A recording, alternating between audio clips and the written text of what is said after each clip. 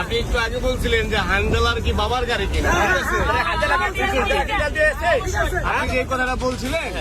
আর এই যে ভাড়া আজকে হচ্ছে একটু ভাই একটু আমি আপনার সাথে রাগারাগিও করছি না, আমি গালাগালিও করছি না। আপনি ভাই একটু একটু ওয়েট করেন, আমাকে কথা বলতে দেন, ওনার কাছ থেকে কথা বলতেছেন। আপনি বলছেন যে গাড়ি হাঙ্গালার বাবার না, ওইটাও বুঝলাম। আজকে হচ্ছে অলমোস্ট হচ্ছে 25 রোজা, এখনো 5 দিন বাকি আছে। তো আপনি 150 টাকার ভাড়া, নাউডুবা 150 টাকা ভাড়া, সেটা 200 টাকা করছেন। আপনি এটা আসলে মানে আপনাকে এটা বাড়ানোর অনুমতি দিচ্ছে কে? বাড়ানো না, আপনি তো তেলই নাই। তেলই নাই গতকাল। আর আপনারা কথা ভাই, আপনাকে কথা বলেন না, আমি তো ওনার সাথে প্রশ্ন করতে আসছি, উনি বলুন, উনি জবাব দিয়ে এটা করবেন। ভাই আপনি আমার সাথে কথা বলেন, শোনেন। হ্যাঁ, তাহলে আপনি যে গাড়িটা এখন চালাইতেছে এই তেলটা কি চোরা তেল? হ্যাঁ, এটা কি চোরা তেল? আচ্ছা না, আমার রিজার্ভ তেল ছিল, সেইটা তেল চালাচ্ছি। আর যদি আমার কথা শুনে তেল, আমার কথা আজকে যদি আমি তেল না পেতে, আগামীকালকার গাড়ি বন্ধ থাকবে। আচ্ছা, হ্যাঁ বন্ধ থাকবে। ওকে ভাই, গাড়ি বন্ধ থাকবে, কিন্তু আপনি তো ভাড়া শোনেন। আমার কথা শুনে, সারা রোজার মাস আমি লসে চালাইছি, এখন যদি ঈদ বাজারে আমি গাড়ি না চালাতে পারি।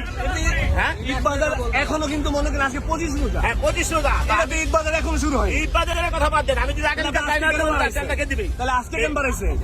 কে দাম বাড়াইছে? আজকে আপনি ভাড়া কেন বাড়াইছে? দাম তো বাড়াই নেই, বাড়াতে পারি।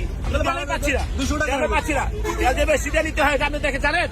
তেল বেশি দেন তো কোথাও কি মনে করেন পাম্পে লেখা আছে যেটা বাড়ছে? তেলই দেয় না। হ্যাঁ, পাম্পে তো তেলে দেয় না। গাড়ি বন্ধ রাখবে। পাম্পে তেল দেয় না। তাহলে গাড়ি বন্ধ রাখবেন, আমরা দেশে যাবো না। হ্যাঁ, আমরা দেশে যাবো না। পাম্পে একটা পাম্পও তেল দেয় না।